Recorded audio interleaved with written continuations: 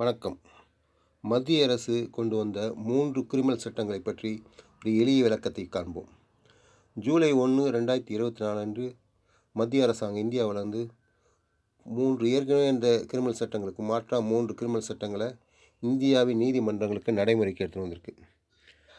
அது எந்தெந்த சட்டங்கள்னு பார்த்தீங்கன்னா, பாரதிய நியாய சன்ஹிதா BNS, அது இந்தியன் பீனல் கோட், இந்திய தண்டனை சட்டம் ஐபிசின்னு சொல்கிற இந்தியன் பீனல் கோடுக்கு மாற்றாக இந்த சட்டத்தை எடுத்துகிட்டு வந்திருக்காங்க. அடுத்ததாக பார்த்திங்கன்னா, Bharatiya Suraksha Sanhita 2023. Bharatiya Suraksha Sanhita CrPC criminal procedure code, இந்திய குற்றவியல் நடைமுறை சட்டம், இந்த சட்டத்துக்கு மாற்றாக BNSS என்ற பாரதிய நகரிய சுரக்ஷா சன்ஹிதா. அடுத்தது பாரதிய சாட்சிய அதிநியம் 2023. இது இந்தியன் எவிடன்ஸ் ஆக்ட், இந்திய சாட்சிய சட்டம். இந்திய சாட்சிய சட்டத்துக்கு மாற்றாக பாரதிய சாட்சிய அதிநியம் BSA என்ற சட்டத்தை மத்திய அரசு எடுத்துகிட்டு வந்திருக்காங்க. இந்த சட்டங்கள் அமல்படுத்தப்பட்ட தேதி கிட்டத்தட்ட 2023 இது இந்திய பாராளுமன்றத்தில் மசோதாவை நிறைவேற்றுறாங்க. ஜூலை 1, 2024 முதல் அமலுக்கு வந்துள்ளது இந்த சட்டங்கள். அதே மாதிரி இதை கெசட்டில், இந்திய கெசட்டில் இதை வெளியிட்டாங்க.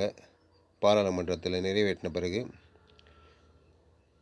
இந்த 3 சட்டங்கள் பற்றி மத்திய அரசு என்ன சொல்லுதுன்னா, இந்த சட்டங்கள் தண்டனை அல்ல, நீதியை நிலைநாட்டுவது முக்கிய குறிக்கோளாக இருக்கிறது. விரைவான நீதி மற்றும் நீதிமன்ற நிர்வாகத்தை வலிமையாகவும் எல்லோருக்கும் நீதி, ஜஸ்டிஸ் ஃபார் ஆல் அப்படின்ட்டு. பெரும்பாலும் பழைய சட்டப்பிரிவு தான் மாறி, அதே சட்டப்பிரிவு தான் இருக்குது. இந்த செக்ஷன்ஸ் மாதிரி இருக்குது, பிரிவுங்க. அந்த தண்டனைகள் அதோட பெரும்பாலும் அப்படியே இருந்தாலும் செக்ஷன்ஸ் மாறுது. பெரும்பாலும் ஒரு சில குறிப்பிட்ட ஒரு சில சொல்லக்கூடிய ஒரு சில சின்ன விஷயங்களும் முக்கிய விஷயங்களும் இருக்குது. அதில் பார்த்திங்கன்னா, இதுவும் பார்த்திங்கன்னா ஏற்கனவே கொடுத்த ஹைகோர்ட் ஜட்ஜ்மெண்ட் மாதிரி தான். ஒரு நபரை கைது செய்தால் அது குறித்து அறிவிப்பு பொதுமக்கள் அறிந்து கொள்ளும் வகையில் பொது இடத்தில் அறிவிப்பு அறிக்கையை சம்பந்தப்பட்ட காவல் நிலையத்தில் மற்றும் மாவட்ட காவல் தலைமை அலுவலகத்தில் ஒட்டப்பட்டு இருக்க வேண்டும். அதே மாதிரி இந்த BSN சட்டத்தின் படியாக EFIR மின்னணு முதல் தகவல் அறிக்கை நடைமுறைப்படுத்தப்பட்டது. இதன் மூலம் அவசரமாக நடவடிக்கை எடுக்க வேண்டிய குற்றங்கள் மீதான அறிக்கை துரிதமாகுது. அதான் ஆன்லைனில் FIR ஃபைல் பண்ணலாம். BSS சட்டம் புதிய தொழில்நுட்பத்தை எல்லா ஸ்டேஜிலையும் அனைத்து வகையிலும் பயன்படுத்துது. அதாவது குற்றம் நடைபெற்ற இடம், குற்ற விசாரணை, வழக்கு விசாரணை, கைப்பற்ற பொருட்கள், சாட்சிகள் கையொப்பம் அனைவரும் ஆடியோ வீடியோ ஒலி வழியாக பதிவு செய்து கட்டாயப்படுத்தப்படுது. அதுமாதிரி ஒரு வழக்கு இருதரப்பு வாதங்கள் முடிஞ்ச நிலையில் 45 நாட்குள்ளே இந்த ஜட்ஜ்மெண்ட் தீர்ப்பு வழங்கணும். அதேமாதிரி புதுசாக ஒரு குற்றச்சாட்டு சேர்க்கணும்னா வழக்கு விசாரணை 4 60 நாட்குள்ளே அந்த புது அடிஷ்னல் சார்ஜஸை சேர்க்கணும் அப்படின்ட்டு ஒரு புது பிரிவு. அதேமாதிரி பார்த்திங்கன்னா, கொடூரமான குற்றங்களுக்கு மரண தண்டனை முதலான கடுமையான தண்டனைகள் வழங்குறதுக்கு இந்த சட்டம் வழிவகை செய்கிறது. பெண்கள் மற்றும் குழந்தைகளின் காவல் விசாரணை 2 மாதங்களுக்குள் முடிக்கப்பட வேண்டும் இந்த சட்டத்தின்படி. அதேமாதிரி பார்த்திங்கன்னா, கற்பழிப்பு, 18 வயதிற்கு குறைவான பெண்கள் மற்றும் கும்பல் வன்புணர்ச்சி ஆகியவர்களுக்கு மரண தண்டனை விதிக்க இந்த சட்டை வகை செய்கிறது. அடுத்தது மான நஷ்ட விழுது. இதுமாதிரி மான நஷ்டம், பெட்டி கேசஸ் சிறை தண்டனைக்கு போதாக சமுதாய சேவை செய்யறதுக்கு இந்த வழிவகை செய்யுது. அதேமாதிரி கொடூரமான குற்றங்களுக்கு குற்றவாளிகள் தலைமறைவாக இருந்தாலும், அக்யூஸ்ட் அப்ஸ்காண்டிங்கில் இருந்தாலும் வழக்கு விசாரணை நடைபெற்று தண்டனை வழங்கப்படும்.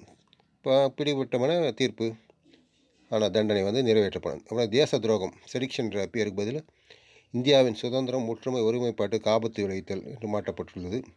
அதேமாதிரி பார்த்தா முதல் முறையாக தண்டனை பெற்றவர்கள் பெயில் வர சில சந்தர்ப்பங்களில் சிறை கண்காணிப்பது, ஜெயில் சூப்பரண்டர் ஹெல்ப் பண்ணலாம், உதவி செய்யலாம், அதுக்கான வழியில் செய்யலான்ட்டு சொல்லியிருக்காங்க. இப்போ முதல் முறையாக ஃபஸ்ட் டைம் அஃபண்டர்ஸ் தனது தண்டனை காலத்தில் 1/3 தண்டனை அனுபவித்திருந்தால் அது பெயிலில் அவங்கள வெளியில் விடலாம் அப்படின்ற ஒரு ப்ரொவிஷன் இருக்குன்னு சொல்லியிருக்காங்க. அதேமாதிரி பார்த்திங்கன்னா, இந்த சட்டம் மற்றும் மற்ற கேள்விகள் எதாக இருந்தாலும் இலவச சட்ட ஆணையம் இருப்பதை கமெண்ட் அல்லது 9841236741 என்ற எண்ணிற்கு வாட்ஸ்அப் செய்யுங்கள். சப்ஸ்கிரைப் செய்யுங்கள். சிவா டைரிஸ் உங்கள் அனைத்து சட்ட சிக்கலுக்கும்